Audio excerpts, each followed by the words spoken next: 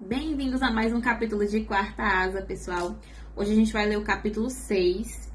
E no último capítulo, a Violet terminou quebrando o braço numa aula de luta, né?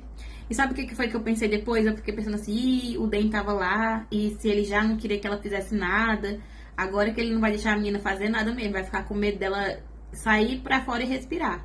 Porque ele já tinha medo das coisas que ia acontecer com ela, depois de ele ver a outra quebrando o braço dela na frente de todo mundo, é que ele não vai mais deixar a menina fazer nada mesmo. Eu já tô esperando. Então vamos lá, pessoal, vamos começar agora o capítulo 6. Do meu ponto de vista, de todos os poderes cinéticos dos cavaleiros, o regenerador é o mais precioso. Mas não podemos nos permitir complacência na presença de tal cinete. Regeneradores são raros, e os feridos nem tanto. Guia Hospitalar Moderno por Major Frederick. Capítulo 6.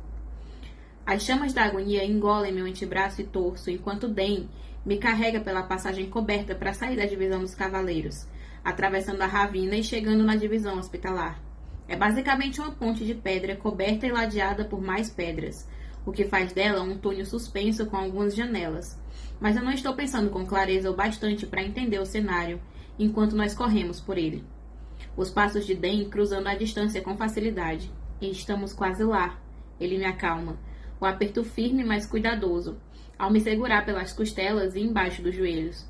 O braço inútil descansando no meu peito. Todo mundo viu você surtar. Eu sussurro. Vixe, o Dan surtou. Eu sabia que ele ia ficar assim. Ai, meu Deus, ela não vai fazer nada. Todo mundo viu você surtar. Eu sussurro, fazendo o meu melhor para bloquear a dor, como eu já fiz inúmeras vezes antes. Normalmente é fácil. É como construir uma muralha mental em torno do tormento no meu corpo. E então dizendo a mim mesma que a dor só existe naquela caixa. E, portanto, eu não posso senti-la. Só que não tá funcionando muito bem dessa vez. Eu não surtei. Ele chuta a porta 3 vezes quando nós chegamos lá. Você gritou e me carregou de lá como se eu significasse alguma coisa para você. Eu foco minha atenção na cicatriz na mandíbula dele, a barba por fazer contra a pele bronzeada. Qualquer coisa para não sentir a destruição do meu ombro. Você significa algo para mim. E ele chuta a porta de novo. E agora todo mundo sabe disso, ela pensa. A porta é escancarada. E Winifred, uma médica que já esteve ao meu lado incontáveis vezes, dá um passo para o lado para que Dan me carregue para dentro. Mais um ferimento? Os cavaleiros certamente estão tentando encher as nossas macas para... Ah, não! Violet! E ela arregala os olhos. Oi, Winifred. Eu consigo dizer, apesar da dor. Por aqui. Ela nos leva para a enfermaria, em um salão comprido cheio de macas, metade com pessoas vestindo o preto dos cavaleiros. Os médicos não têm magia. Eles dependem de tônicos e treinamento médico tradicional para curarem o melhor que eles conseguirem. Mas os regeneradores sim, com sorte. Nolan está por perto essa noite, já que é ele quem tem me curado nos últimos 5 anos. O cinete de regenerar é excepcionalmente raro entre os cavaleiros. Eles têm o poder de consertar, restaurar ou devolver qualquer coisa ao estado original. Desde tecido rasgado a pontes pulverizadas, e isso inclui ossos quebrados. O meu irmão Brennan era um regenerador, e teria se tornado um dos melhores se ele estivesse vivo. Dan me acomoda gentilmente na maca indicada por Winifred e então se inclina na ponta do colchão, perto do quadril. Todas as linhas do seu rosto transmitem conforto, quando apoia a mão enrugada na minha testa. Ellen, vá buscar o Nolan, ordena Winifred para uma médica de 40 e poucos anos passando por ali. Não, diz Dan em pânico. O quê? A médica de meia-idade olha para Dan e Winifred claramente dividida. Ellen, essa é Violet Sorengale, e se Nolan descobrir que ela esteve aqui e você não chamou, bom, vai ser problema seu, diz Winifred em sua voz calma de tenor. Sorengale? Repete a médica, a voz estridente. Eu tento manter o foco em Dan mesmo com a dor pulsando no meu ombro, mas o cômodo começa a girar. Eu quero perguntar a ele o motivo dele não querer que o meu ombro seja curado, mas outra onda de dor ameaça me deixar inconsciente. E tudo o que eu consigo fazer é soltar um gemido. Vá buscar o Nolan, ou ele vai deixar o dragão dele te comer com esse rosto amargo e tudo mais, Ellen. Winifred arqueia uma sobrancelha prateada e ignora o pedido de Dan de não chamar o regenerador. Por que ele não quer que chame o regenerador? Ele não levou ela lá no hospital para curar ela? Ele não fez um escândalo? Não entendi. A mulher empalidece e desaparece. Dan pega uma cadeira de madeira e a puxa para mais perto da minha maca, provocando um rangido horrível quando os pés dela arranham o assoalho.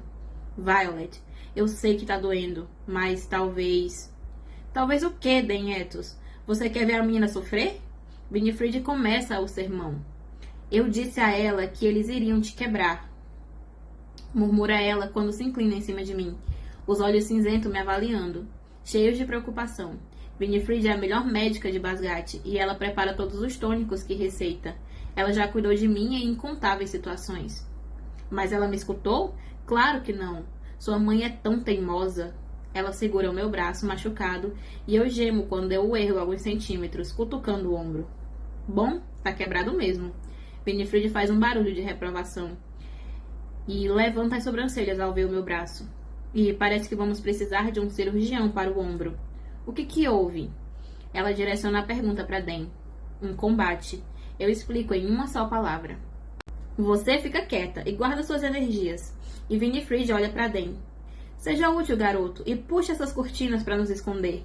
Quanto menos gente vir Violet machucada, melhor.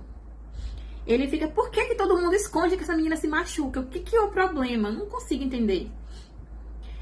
Ele fica em pé em um pulo e obedece rapidamente, puxando o tecido azul ao nosso redor para transformar aquele espaço numa salinha pequena, porém eficiente, separando-nos dos outros cavaleiros que foram trazidos para cá. Beba isso. Winifred pega um frasco de líquido âmbar no cinto. Vai ajudar com a dor enquanto nós cuidamos de você. Não pode pedir que ele regenere ela, protesta Jean enquanto Winifred destampa o frasco. Nós temos regenerado Violet nesses últimos 5 anos, fala ela, trazendo o frasco para mais perto. Não começa a me dizer o que eu posso ou não posso fazer. E Dan coloca a mão nas minhas costas e a outra apoiada na cabeça, me ajudando a levantar para engolir o líquido, que desce amargo como sempre, quando eu engulo. Mas eu sei que vai funcionar. Ele me acomoda de volta na maca e se vira para Winifred. Eu não quero que ela sinta muita dor. É por isso que nós viemos. Só que ela ficou assim tão machucada, com certeza dá para avaliar se os escribas podem aceitá-la como uma escrita atrasada. Vocês entenderam? Olha o que foi que ele disse. Eu não quero que ela sinta muita dor. É por isso que nós viemos. Só que, se ela ficou assim tão machucada, com certeza dá pra avaliar se os escribas podem aceitá-la como uma escrita atrasada. Faz só um dia. Ele quer deixar ela machucada pra provar pra ela que ela vai se machucar sempre e que ela deve ir pros escribas e não ficar mais na divisão dos cavaleiros. Ah, sério, Dan? Ah, eu não tô gostando dele não, gente. Quando eu percebo um motivo para ele não querer um regenerador, a minha raiva finalmente atravessa a dor bastante para que eu consiga dizer também tô com raiva. Eu não vou me inscrever para os escribas. E em seguida eu suspiro, fechando os olhos enquanto um zumbido agradável toma as minhas veias. Eu logo me distancio da dor, a ponto de conseguir pensar com mais clareza, e eu forço os olhos para se abrir. Ao menos acho que foi rápido, mas claramente não estava prestando atenção em uma conversa que estava acontecendo, então obviamente faz alguns minutos. A cortina é puxada para o lado e Nolan entra, apoiando-se pesadamente na bengala. Ele sorri para a esposa e os dentes brancos brilhantes, contrastando com a pele negra. Você me chamou minha... E o sorriso dele desaparece quando ele me vê. Violet? Oi, Nolan. Eu forço a minha boca a se curvar em um sorriso. Eu acenaria, mas um dos meus braços não tá funcionando. E o outro parece bem pesado. Meus deuses, eu estou falando arrastado? Serão de leias. Elucina Winifred ao marido, dando um sorriso torto. Ela tá com você, Dan? E Nolan lança um olhar acusatório pra ele. E eu me sinto com 15 anos de novo, sendo carregada até aqui porque eu quebrei o tornozelo subindo em algum lugar proibido. Eu sou o líder do esquadrão dela, responde Dan. Ele é o líder do esquadrão dela, mas ela não era do esquadrão do Xaden? Não entendi. Ou o Xaden é dirigente de asa, mas o Dan é dirigente de asa. Não, ele é dirigente de esquadrão, né? É isso. É tipo... tem a asa, Ah, o Zayden é dirigente de asa, é isso, né? E aí depois tem o esquadrão. E aí o Den é um dirigente de esquadrão. Então agora o Den também responde ao Zayden, é isso? É isso? Não sei. Enfim, porque o Den tá sempre por perto quando tá acontecendo as coisas do esquadrão dela. Aí eu vou ter que anotar isso depois, tipo, eu vou ter que colocar a ordem das coisas pra eu me achar, porque eu não tô me encontrando nesse negócio da hierarquia militar aí, não. Enfim, aí ele fala, eu sou o líder do esquadrão dela, responde Den, saindo do caminho de Nolan para o regenerador chegar mais perto. Colocá-la sob meu comando foi a única coisa que eu consegui pensar em fazer para mantê-la segura. Você não tá fazendo um bom trabalho, né? E Nolan estreita os olhos. Foi o dia da avaliação de combate corpo a corpo, explica Den. Imogen, do 2º ano, deslocou o ombro de Violet e quebrou o braço dela. No dia da avaliação, rosnou Nolan, cortando o tecido da minha camiseta com a adaga. Ele deve ter uns 84 anos, chutando para baixo. E ele ainda se veste com o uniforme preto dos cavaleiros completo, com todas as adagas. A mãe dela era uma das sepapá. Ela tá gaguejando. Porque ela tomou o tônico, né? Tipo, é tipo uma anestesia. Uma das separatistas do Fenrirson. Eu explico lentamente, tentando pronunciar com clareza e falhando. Eu sou Sorengale, então eu compreendo. Eu não, resmunga Nolan. Eu nunca concordei com a forma como eles decidiram alistar os filhos para a divisão dos cavaleiros como punição pelo pecado dos pais. Nunca forçamos nenhuma pessoa a se alistar nessa divisão. Nunca. E por um bom motivo. A maioria dos cadetes não sobrevive. O que eu suponho que tenha sido o objetivo, independentemente disso. Você certamente não deveria sofrer pela honra da sua mãe. A General Sorengale salvou Navarre ao capturar o grande traidor. Então você não vai regenerar ela, certo? Pergunta Den baixinho, para não ser ouvido do outro lado da cortina. Eu só estou pedindo que os médicos façam o trabalho deles e deixem que a natureza vá no seu tempo, sem magia. Ela não tem a menor chance de voltar lá com um gesso ou precisar se defender enquanto o ombro dela se recupera de uma cirurgia de reconstrução. Da última vez ela precisou de 4 meses. Essa é a nossa chance de demovê-la da divisão de cavaleiros enquanto ela ainda está respirando. Não vou pros Cibas, ela diz. Eu já desisti de não arrastar a fala. Cibas, eu tento de novo. Cibas? Ah, que se foda. Me regenera, ela diz. Eu vou sempre regenerar você, promete Nolan. Só essa vez. Eu me concentro em cada palavra. Se os outros verem que preciso me regenerar, todas as vezes vão pensar que sou fraca. Ela fala pontuando cada palavra. E é por isso que devemos aproveitar essa oportunidade de te tirar daqui. O pânico faz o tom na voz de Den subir. E meu coração murcha. Ele não pode me proteger de tudo. E ficar assistindo enquanto eu me quebro e eventualmente eu morro, uma hora vai acabar o arruinando. Sair daqui direto para a divisão dos escribas é a sua melhor chance de sobrevivência. Eu encaro Den. E eu escolho as minhas próximas palavras com cuidado. Eu não vou sair dos cavaleiros. Só pra mamãe me jogar aqui de novo. Eu vou ficar. Ela fala pontuando de novo, ela tá falando bem devagar. Eu viro a cabeça enquanto o cômodo gira, procurando por Nolan. Me regenera, mas só dessa vez. Você sabe que vai doer pra caramba e ainda vai ficar dolorido por algumas semanas, certo? Pergunta Nolan, sentado-se na cadeira ao lado da maca e encarando meu ombro. Eu assinto. Não é a primeira vez nesse processo. Quando se nasce tão frágil quanto eu, a dor da regeneração só perde pra dor do ferimento original. Basicamente é um dia como qualquer outro. Por favor, Vi, implora Den baixinho. Mude de divisão. Se não por você, faça por mim. Eu não fui rápido bastante. Eu deveria ter impedido Imogen. Eu não posso te proteger. Eu queria ter compreendido o plano dele antes de aceitar a poção de Winifred para eu poder me explicar melhor. Nada disso é culpa dele, mas ele vai querer levar a culpa, como ele sempre faz. Em vez disso, eu respiro fundo e declaro. Eu já fiz a minha escolha. Volte para a divisão, Dan, ordena Nolan. Volte para a divisão, Dan, ordena Nolan sem erguer o olhar. Se ela fosse qualquer outro primeiro-ministro, você já teria voltado. O olhar angustiado de Dan encontra o meu e eu insisto. Vai embora. Eu vou te encontrar na formação amanhã. De qualquer forma, eu não quero que ele veja isso. Ele engole seco e assente, derrotado. Depois nos dá as costas e passa pela separação das cortinas sem dizer mais nenhuma palavra. Eu espero sinceramente que a minha escolha hoje não acabe destruindo o meu melhor amigo depois. Tá pronta? Pergunta Nolan. E a mão pairando acima do meu ombro. Morde isso. Winifred segura uma faixa de couro na frente da minha boca e eu a aperto com os dentes. Aqui vamos nós, murmura Nolan. E a mão erguida sobre o meu ombro. A testa dele se franze, mostrando concentração. Antes de ele fazer um gesto, virando a mão. Uma agonia furiosa irrompe no meu ombro. Meus dentes apertam o couro quando eu grito, aguentando por 1 segundo, 2, até desmaiar. E aí dá uma pausa no capítulo e depois da pausa aí volta em outra parte já. Mas o que vocês acharam dessa parte antes da pausa? Eu entendo que o Dan quer proteger ela, mas eu não gosto da forma como o Dan faz isso, porque ela se sente inútil. É como se ela não tivesse capacidade de decidir por ela mesma.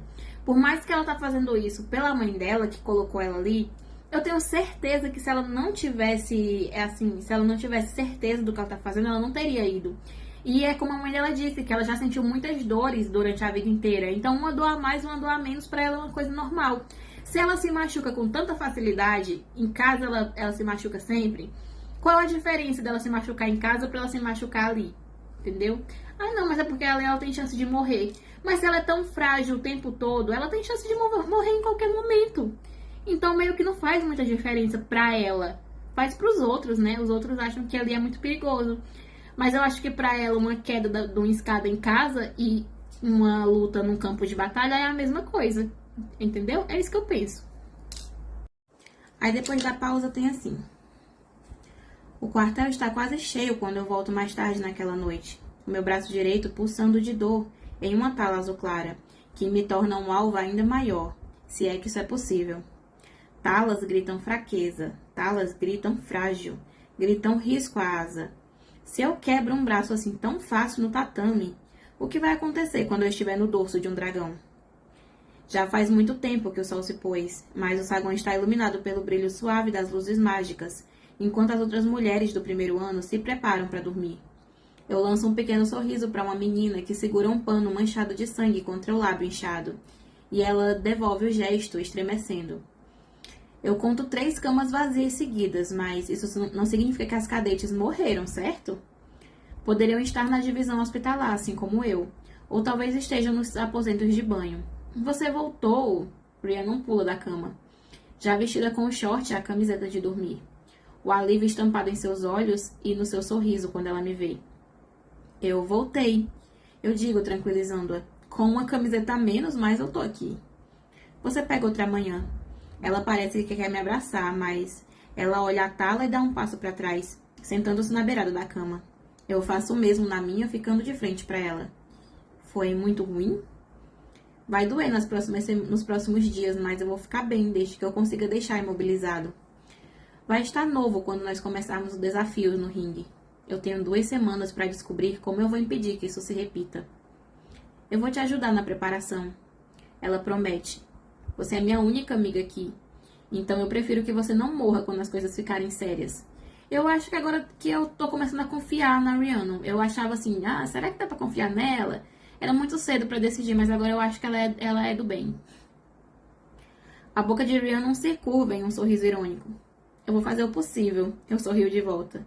Apesar da dor no ombro e no braço, o efeito do tônico já passou faz tempo e está começando a doer de verdade. Eu te ajudo com a história.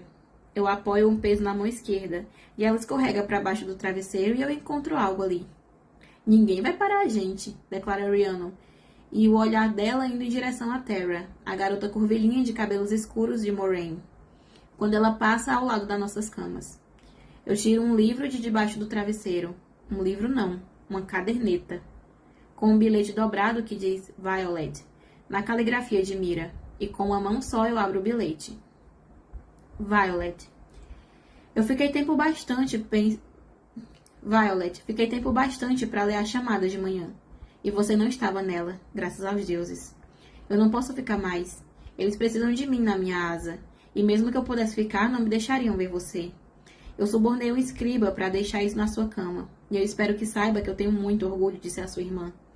Brennan escreveu isso para mim no verão antes de eu entrar na divisão. Isso me salvou e pode salvar você também. Eu acrescentei minhas próprias pitadas de sabedoria adquiridas a duras penas, mas a maior parte é dele. E eu sei que ele gostaria que você ficasse com isso. Ele ia querer que você ficasse viva. Com amor, Mira. Eu engulo um nó na garganta e deixo o bilhete de lado. O que é isso? Pergunta Rhiannon. Era do meu irmão. As palavras mal saem dos meus lábios quando eu abro a capa. Mamãe queimou tudo que era dele depois que ele morreu. Como dita a tradição. Faz eras que eu não vejo a caligrafia marcada dele. Mas ali está ela. Eu sinto o peito apertar quando sou inundada por uma onda de luto. É o livro de Brennan. Eu leio em voz alta na primeira página. E então me viro para a segunda. Mira, você é uma Sorrengail. Então vai sobreviver. Talvez não tão espetacularmente quanto eu. Mas ninguém se compara a mim, não é mesmo? Brincadeiras à parte, isso é tudo que eu aprendi. Mantenha o diário em segurança. Mantenha-o escondido. Você precisa ficar viva porque Violet está assistindo. Você não pode deixar ela ver você fracassar. Brennan.